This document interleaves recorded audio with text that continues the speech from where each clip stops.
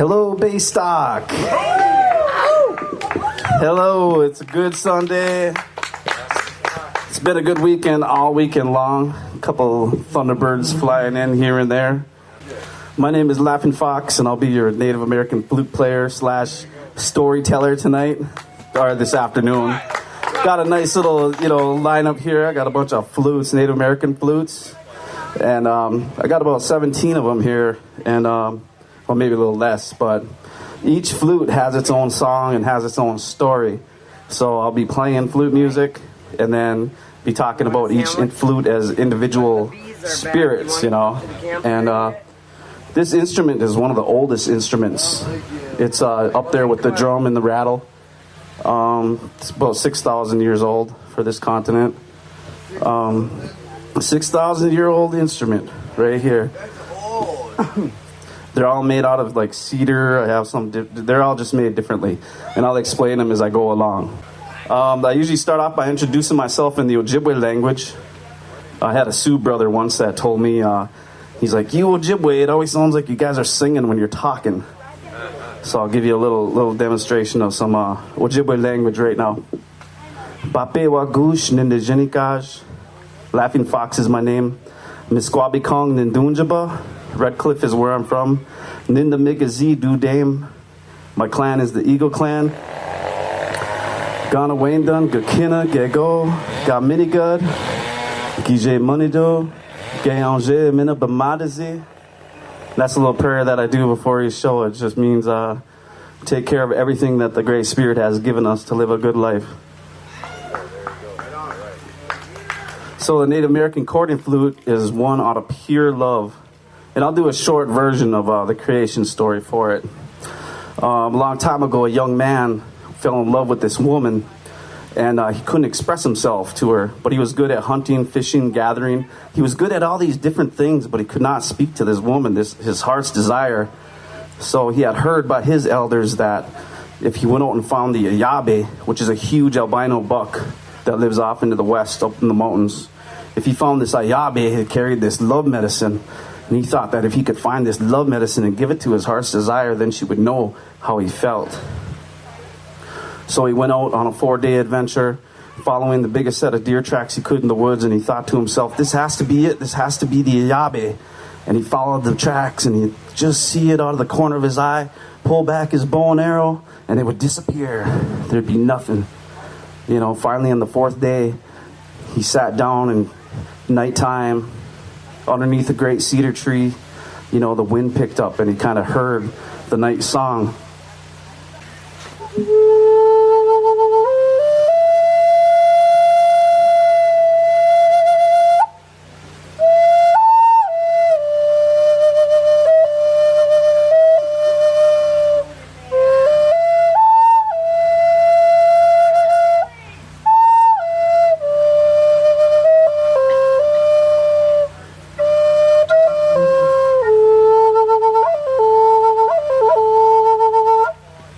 So he went to sleep that night with that in his mind. The next day he woke up and he heard a knocking on wood. And he looked up into the branches of that cedar tree and he saw a bird dancing on that branch. And that bird was dancing and it was knocking holes in that branch each time. It was just bouncing there. And the bird had flew off and the wind had picked up again and he heard that same song.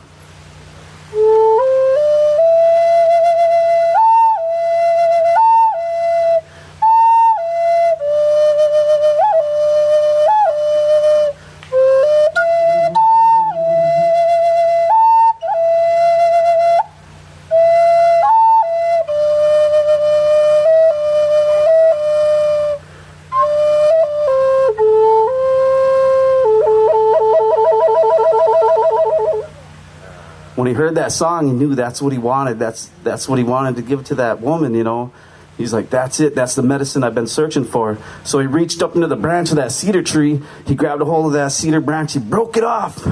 And he's looking at it. He's wondering how to play it, how to make that sound. So he starts blowing on it. This way, he's looking at it, blowing on it this way, that way, this way, that way. Couldn't figure it out. He's even going like this, try to imitate the wind. Kind of going in a circle. he's doing all these things, and he couldn't figure it out. So in the Anishinaabe culture, the Ojibwe culture, what they do is they'll take some tobacco and they'll put it in a fire and they'll pray. They'll kind of invoke the spirits. So that's what he did. He fed some tobacco into the fire, and later that night he went to sleep. And in his dreams, that bird came to him, the one that was knocking on the wood, and he had a conversation with the spirit bird. He told him his dilemma. He said, I couldn't speak to this woman, but I really need to have that medicine to show her how I feel. And the spirit bird had listened to him and said, well, all right, I'll teach you. So the bird instructed him how to make the first flute. And the only rule that he had with it was that he had to play from the heart, and he had to keep the image of his heart's desire in his mind, so that when he blew into the flute, it would flower out into the world and she would be able to feel this. So with this in mind, he created the first flute, and he played and played, and he brought that back to his village, and he stood up on a hill and he started to play.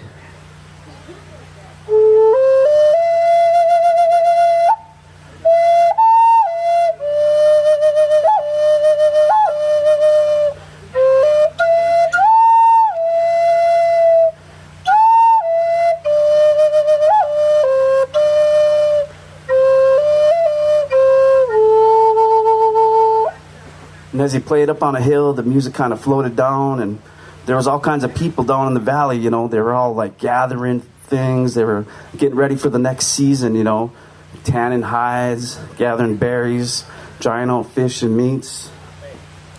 And everybody that heard that music had stopped in that moment, had stopped what they're doing, because no one had ever heard a sound like that before. So they all stopped, and they all started to listen.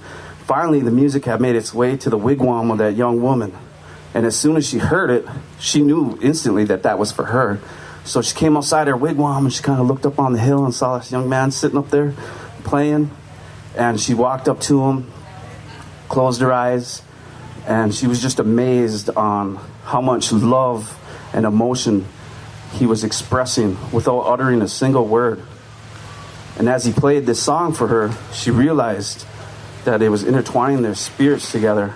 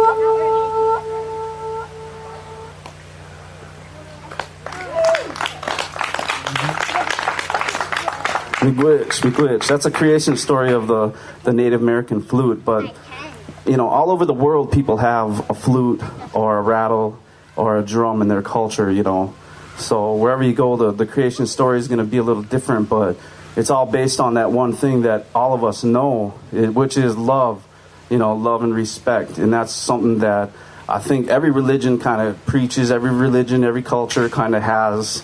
at the end of all their, doings is just that. My story starts in the woods when I first started learning how to play. I can't read music, but I can hear it sometimes, and sometimes I can play it.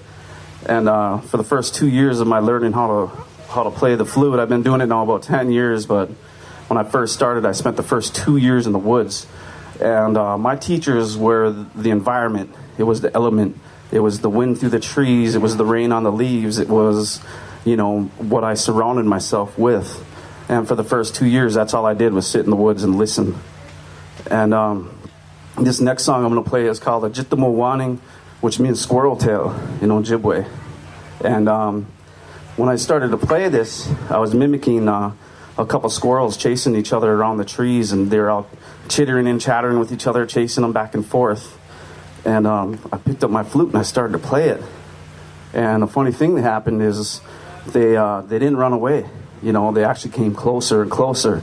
And before I knew it, I had a couple little squirrels out there, and they were just listening. So this song is called Ojibwe Waning, and I try to imitate their song in the woods.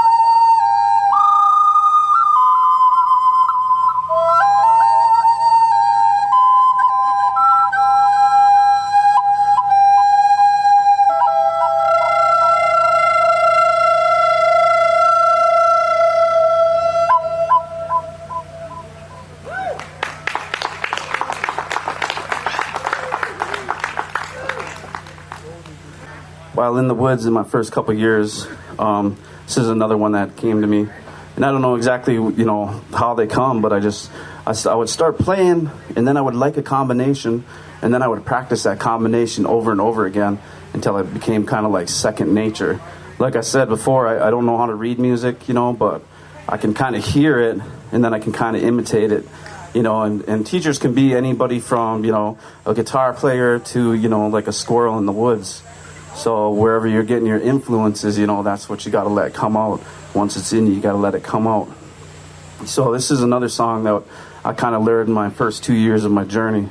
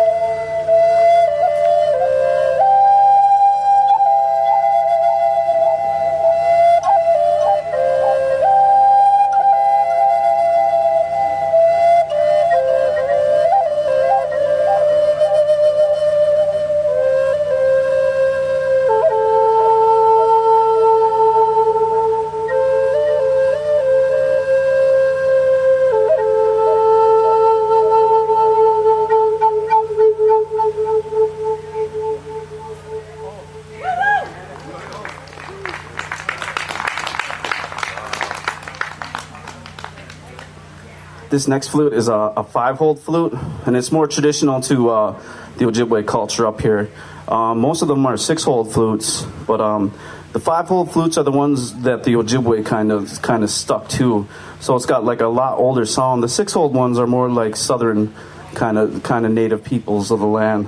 But this one is a 5-hole one. It's made out of walnut, and I was sitting there playing with my uncles one day, trying to fit in with them and their music. You know, we're kind of like a campfire family. Bust out the guitars, bust out whatever kind of music you got, washboard, you know, jug, whatever you got. You jam out, you try to play. And I was playing with them, and I had set this flute down on the ground, you know, and one of my uncles had this dog. And I went down to grab that flute, and it was gone. And I looked over, and I could see my uncle's dog running down the road with it in his mouth. And I'm like, oh, no. You know, so I had to like get up, chase him down. He was a puppy, so he had a lot of energy and really sharp teeth.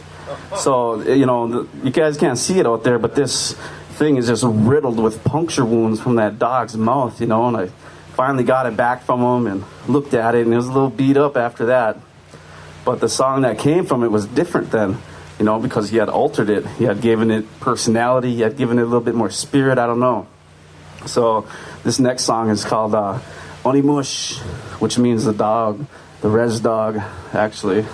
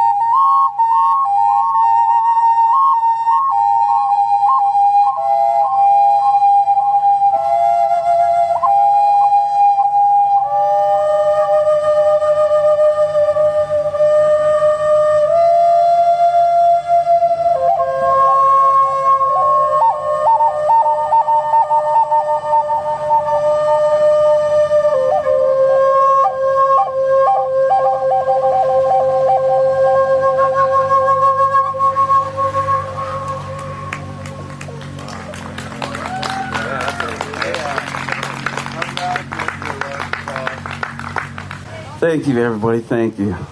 So amongst the flute player, I'm a lot of other different things, but as a storyteller, the Ojibwe culture, they always have shapeshifters in our stories, you know. Winnebuju is always turning into something else to teach somebody something. And, you know, me having that heritage, I kind of made this mask, this hat, and it's a fox. And I made it just so I can play with it, and I kind of wear it like a hat. So it fits right on my head, you know, and I can kind of like go into my storyteller mode. I can go into my shapeshifter mode, you know, and when I wear it down, kind of looks like the fox is looking right at you. And that works pretty well for us adults, but little kids, they don't like it so much. It scares them. I've had them crying and stuff, and I'm like, no, look, it's just me, you know. Dogs too, dogs and cats, they just go nuts too. Get them all crazy. So this flute here is it was gifted to me. I actually had to make a trade for it. I create art and I make art. I made this hat. I make my flutes, you know, and one of my buddies wanted one of my dream catchers, you know, and this to a flute maker is about a $500 flute right here. This is what he makes them and sells them at. And he said he had this one in mind for me, but I had to trade him one of my dream catchers. So I said, all right. So I put just as much time into this dream catcher. It took me about a week to make, you know, and he traded me this one, but this one is called the Shapeshifter. And as you can see up on top, my bird on top, you know, they usually put birds on top to represent that woodpecker, that spirit bird that showed us how to make them. But on the top of this one, it's kind of like an eagle. It's kind of shape-shifting into like a horse or a thunderbird or something. And then on this end where the mouthpiece is kind of looks like a fish in a way, you know, like a largemouth bass. But then when you hold it this way, then you can see that, you know, it's an owl, you know. And on the back side of it is another kind of paw print, some kind of animal paw print. So this next song is called Shapeshifter.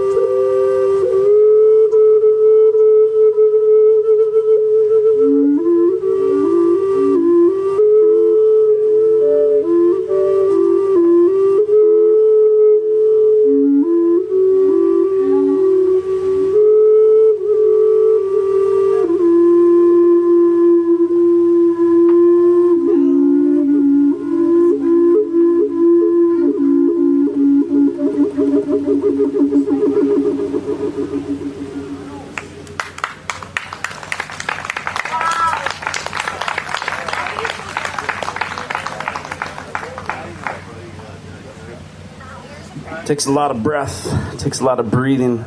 I'm constantly breathing in and breathing out slow. It's almost like a form of meditation, you know, and I just kind of let it go. After a couple of years in the woods, I started to make my way up in the world, though. I made my way up to street corners, playing there, you know, and I was just sitting there one day playing, and somebody started throwing me tips. And I'm like, what tips? All right, you know, I can make a little bit of money doing this? Maybe. We'll see. You know, but the positive influence that I got from everybody that was listening to me walking by just kind of reinforced what I was doing. So I took that positive energy and I just kind of made it flow right back into the flutes, you know. And from street corners, I went to bus stops, from bus stops to airports, from airports, you know. And those are some of my most favorite places to play when people are moving from one place to another so quick. You know, they never take that time just to slow down and enjoy what they have, you know, live in that moment and enjoy it. You know, they're always going point A to point B, you know, and forgetting everything else but the destination. But it's the journey that can catch them, you know, and just like the creation story, when the young man is sitting there playing and everybody's busy in the village and they all stop and they listen just for that moment. And just in that moment, they're caught. This next song is called Beneshi, and I learned it from a bird out in the woods, of course.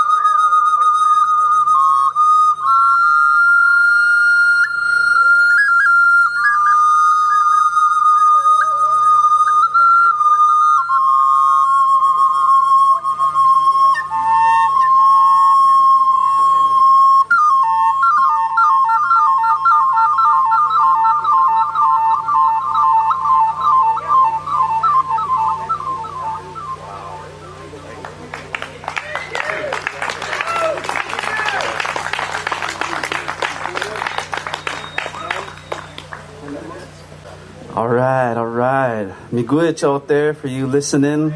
Hope you're enjoying the Tales of Laughing Fox up here. Got a few more songs left before we got to switch it out and get the acoustics flowing, the music's flowing. But I love it that I get to come out and start first, you know. Everybody's just kind of waking up. Everyone's getting ready. You know, the music is flowing throughout these hills here and there, getting everybody ready for the next set of music's coming up.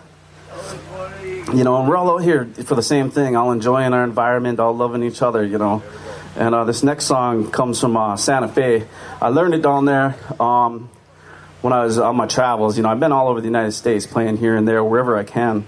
And I acquired this flute down here, and one of the songs that came with it was actually from a different country. It's actually a Palestinian love song called "Thy Own True Love," and I figured I'd had to learn. You know, if I wanted to go out and visit other tribes and meet with other peoples of the world, I kind of had to, you know, learn their songs and learn where they come from. So that if I ever travel around and meet these people, you know, I may not know their language, but at least they know that I got respect enough for their culture that, you know, I speak their music to them, you know. And that to me is a pretty important part of, you know, music. It's the great communicator, you know. It's so many emotions without uttering one single word. So this next song is a Palestinian love song called "Thy Own True Love."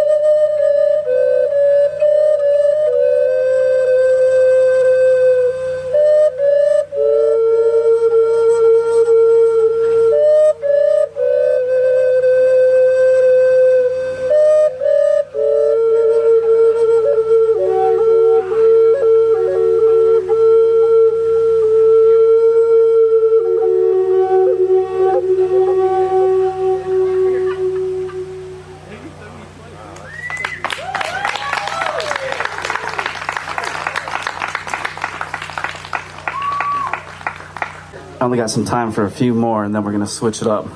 So I got a couple more songs left for you. This song I learned. I kind of got caught in a rut of playing the same music, so I was like, well, how am I gonna fix that? So I switched my fingers around and played backwards and came up with this song.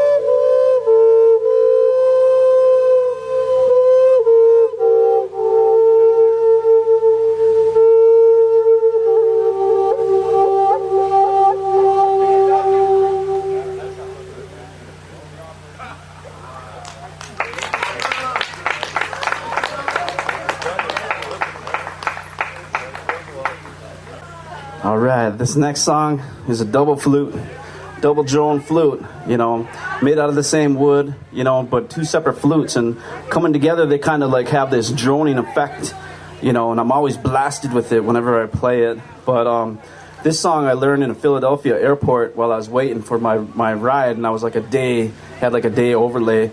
So I pulled up my flute and I started to play it, and everybody was going from one end to the airport to the other, you know, and they all kind of slowed down when they heard this music.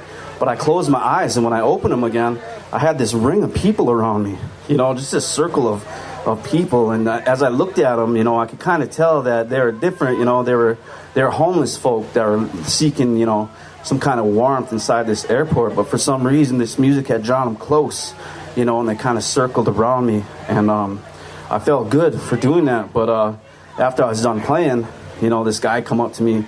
He's like, "Hey, man, my name's Curtis." He said, "That's some good flute playing." I said, "Well, thank you, Curtis. My name's Laughing Fox." And he kind of gave me this weird look, and he goes, "Hey, man, how'd you know my name was Curtis?" And right there, I was like, "Oh, man, I ain't in the woods no more. Can't just go hide behind a tree, you know, I'm in the airport." Needless to say, you know, even though they showed me warmth, you know, I still kind of slept with one eye open, you know. But this is a song that kind of drew them close together, and this will be my last one.